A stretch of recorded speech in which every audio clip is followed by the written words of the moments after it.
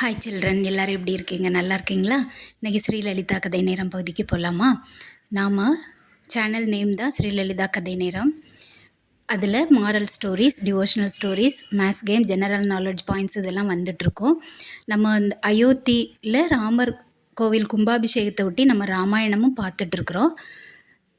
ராமாயணத்தோட இன்றைக்கி 15வது பாகம் நம்ம பார்க்கலாம். இதை கோர்வையாக பார்க்கணுன்னா நம்முடைய பிளேலிஸ்ட்டில் போய் நீங்கள் பார்த்துக்கலாம். இன்றைக்கி ராம நவமியும் கூட. ஸ்ரீராமபிரான நம்ம மனதார ஒரு முறை பிரார்த்திக்கலாம்.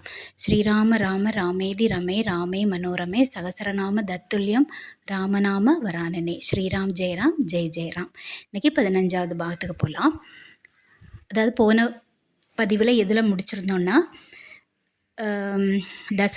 நம்ம ஸ்ரீராம பெருமான், லக்ஷ்மணர், சீதை மூணுவரும் காவி உடை அணிந்து காட்டுக்கு போக அவங்க தயாராகிட்டாங்க. அந்த காட்டுக்கு மந்திரி சுமந்திரர் வந்து அவங்க மூணுவரையும் எங்கே சேர்க்கணுமோ அங்கே கொண்டு சேர்த்துட்டு வந்துட்டாங்க. இந்த நிலையில் தசரத மகாராஜா என்ன ஆனார் அப்படிங்கிறத நம்ம அடுத்த பதிவில் பார்க்கலான்னு சொல்லியிருந்தேன் இல்லையா? இப்போ நம்ம அதை பற்றி பார்க்கலாம். அதாவது கைகேயி ராமரை வந்து காட்டுக்கு அனுப்ப சொன்னதை கேட்டு அந்த அதிர்ச்சியில் மயக்க நிலை அடைந்துட்டார் இல்லையா தசரத மகாராஜா.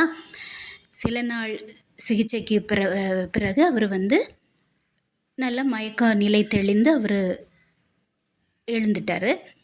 அவர் நம்ம இந்த ராமபெருமான் காட்டுக்கு போன விஷயம் எதுவுமே அவருக்கு தெரியாது. கைகேயிட்ட கேட்குறாரு. அவர் என்ன சொல்கிறாருன்னா, கைகேயிட்ட உன் விருப்பம் போலே பரதனே அரசாளட்டும், ஆனால் ராமன் வந்து எப்போதும் என்னுடன் எனக்கூடவே அவர் இருக்கணும், என் கண்ணில் பட்டுட்டே இருக்கணும். அவன் தான் எனக்கு உயிர், அதனால் அவனை காட்டுக்கு மட்டும் சொல்லாத நீ அப்படின்னு அவர் கைகேயிட்ட சொல்லுவார். அந்த பாவம் வந்து என்ன மட்டுமல்ல உன்னையும் அது பாதிக்கும் அப்படின்னு சொல்கிறாரு தசரத மகாராஜா. அவருடைய குரலில் ரொம்ப சோகம் வெளிப்பட்டது. ஆனால் ராமர் வந்து அயோத்தியை விட்டு புறப்பட்டு போயிட்டாரு அப்படிங்கிறதும், அவர் வந்து இப்போது காட்டில் தம்பி லக்ஷ்மணனுடனும் மனைவி சீத்தையுடனும் வாழ்ந்துட்டு இருக்கிறாரு அப்படிங்கிறது தசரத மகாராஜாவுக்கு தெரியாமலேயே அவர் பேசிகிட்டு இருந்தார். ஆனால் அருகில் இருந்த மந்திரி சுமந்திரர் வந்து தசரத மகாராஜா கிட்ட மெதுவாக சொல்கிறாரு, ராமர் வந்து இப்போது அயோத்தியில் இல்லை அப்படின்னு சொல்கிறாரு. அப்போ இவர் வந்து அதிர்ச்சியில், அயோத்தியில் இல்லையா, எங்கே போனார் எங்கே போனா ராமர் அப்படின்னு சொல்லி ஒரு பதட்ட நிலையில் கேட்குறாரு. அவர் வந்து போயிட்டாரு அப்படின்னு இவர் சொல்கிறார். போயிட்டானா, அதான் எங்கே அப்படின்னு நான் கேட்குறேன் அப்படின்னு சொல்லிட்டு ஒரு பதட்டத்தோட மந்திரிக்கிட்ட அவர் பேசுகிறாரு. தசரதர் மகாராஜாவுக்கு முகத்தில் கோபம் கலந்த ஒரு பதட்டமும் தெரியுது. ராமர் காட்டுக்கு போய் 14 வருஷம் நீங்கள் வாழணும் அப்படின்னு நீங்கள் தான் உத்தரவு போட்டது மாதிரி ராமருக்கு தெரிவிக்கப்பட்டது அப்படின்னு சொல்கிறாரு மந்திரி சுமந்திரர். உடனே தசரத மகாராஜா சொல்கிறாரு, நான் உத்தரவிட்டேனா, யார் அப்படி சொன்னது அப்படின்னு கேட்குறாரு. நீங்கள் தான் சொன்ன மாதிரி ராமனுக்கு தெரிவிக்கப்பட்டது, ஆனால் யார் வந்து அப்படி சொன்னாங்கங்கிறது சரிவர எங்களுக்கு தெரியலை இன்னும் அப்படின்னு அவர் மந்திரி சொல்கிறாரு. அதனால் அவர் அயோத்தியை விட்டு போயிட்டானா, எங்கே காட்டுக்கான்னு கேட்குறாரு. தசரத மகாராஜா நல்ல உடல் பதற நான் குளற அவரை வந்து அப்படின்னு கேட்குறாரு. அப்போ ஆமாம் அப்படின்னு ஒரு மந்திரி வந்து பதட்டத்தோடு சொல்கிறாரு.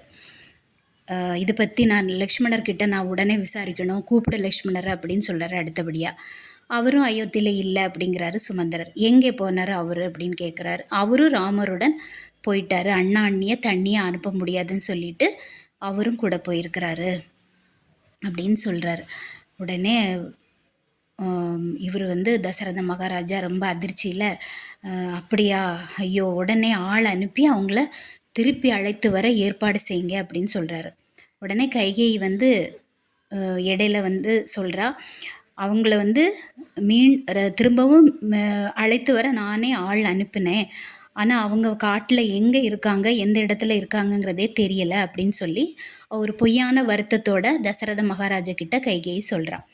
உடனே இவர் சொல்கிறாரு, பொய், எல்லாத்துக்கும் காரணம் நீ தான், இப்போது நீ நல்லவள் மாதிரி நீ நடிக்கிற அப்படின்னு சொல்கிறாரு. உடனே இவ சொல்கிற, நீங்கள் எப்போ தான் என்ன நம்பியிருக்கீங்க முழுமையா அப்படின்னு ஒரு பொய்யான ஒரு அழுது நடிக்க ஆரம்பிச்சிட்டா. உடனே இவர் சொல்கிறாரு, நீ ஆரம்பிச்சிட்ட உன்னுடைய நாடகத்தை, இதனுடைய உச்சக்கட்டம் வந்து என்னுடைய மரணம்தான், வேறு என்ன வரப்போகுதுன்னு சொல்லி அவர் வந்து திக்கி திணறி சொல்கிறாரு தசரத மகாராஜா. நெஞ்சை பிடிச்சிட்டு மறுபடியும் படுக்கையில் அவர் சாஞ்சிட்டார். உடனே மந்திரி சுமந்திரர் அவர் மூலம் ராமர் வந்து முனிவரை மாதிரி அவர் மர உரி தரித்து, மர உரினா காவி உடை அணிந்து தவ கோலத்தில் லக்ஷ்மணனுடனும் சீதையுடனும் காட்டுக்கு போன கதையை வந்து தசரத மகாராஜாவுக்கு மந்திரி சுமந்திரர் விளக்குறாரு. உடனே அதை கேட்ட தசரத மகாராஜா, ராமா ராமா, இப்போது நீ எந்த காட்டில் எந்த கொடிய விலங்குகள் மத்தியிலடா நீ வாழ்கிற அப்படின்னு சொல்லி கண்ணே அப்படின்னு சொல்லி ரொம்ப புலம்பி அழறாரு. புத்திர பாசம், அதாவது மகனை பிரிந்த இந்த ஏக்கம் இருக்குல்லையே, புத்திர பாசம், அது ஒவ்வொரு நாளும் அவரை வந்து வாட்டிகிட்டே இருக்குது. உடனே தந்தை சொல் தவறாதவனாக நீ வந்து வாழ நினைத்தாயடா ராமா, உன்னை நான் காட்டுக்கு போ அப்படின்னு என் வாயால் நான் சொல்லவில்லையடா கண்ணே அப்படின்னு புலம்பியபடியே படுத்த படுக்கையாக கிடந்து ஒரு நாள் அவர் உயிரை விட்டுட்டாரு தசரத மகாராஜா. அப்போ தன்னுடைய கணவர் தசரத மகாராஜா தன் மகனை காட்டுக்கு போக சம்மதிக்கலை அப்படின்றும், கைகேயி கூனி இவங்களோட யோசனைப்படி தான் தந்திரமாக தன்னுடைய மகன் ராமரை காட்டுக்கு போகும்படி செய்துட்டா அப்படிங்கிறதும் ராமனுடைய தாய் கோசலைக்கு பிற்பாடு தெரிய வந்தது. தசரத மகாராஜா இறந்த செய்தி வந்து அப்போது பரதனுக்கு தெரிவிக்கப்பட்டது. அப்போது பரதன் வந்து அயோத்தியில் இல்லை, வேறொரு நாட்டில் இருந்தார், அவருக்கு தெரிவிக்கப்பட்டது.